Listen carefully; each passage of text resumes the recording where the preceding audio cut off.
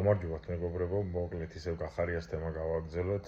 გამომდინარე იქიდან, რომ ტრამპმა ორი ატომური წყალქვეშა ნავი დაძრა მედვედევის განცხადებასთან დაკავშირებით, ატომური ბომბის სროლის მუქარის რასთან დაკავშირებით, ანუ არ შეარჩინა პუტინს მსგავს და რუსულ პოლიტიკურ ისტაბლიშმენტს მსგავსი შანტაჟი.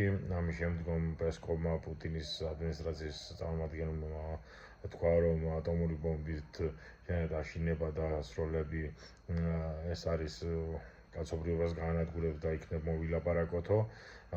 ამასთან ერწყმის სრული იზოლაცია რუსეთის, ჩინეთის მიერ, ირანის და ყველა მოკავშირის მიერ, ფაქტიურად ისინი მხოლოდ მარტო არიან.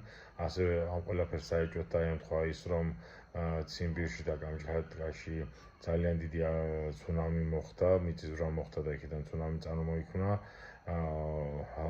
არის მოსაზრება, რომ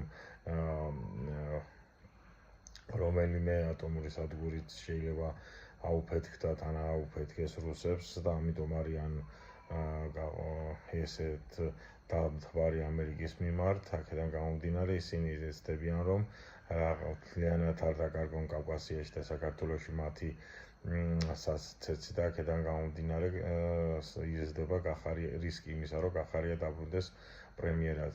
თუ ამ ყველაფერს თან ემთხვევა ხა წულუკიანის კომისიის განცხადება, კომისიის შემაჯამებელი ოქმი, რომელიც რამოდენიმე დღეში 10-ში მე მგონი თუ რამოდენიმე დღეში დაიდება და აქედან გამომდინარე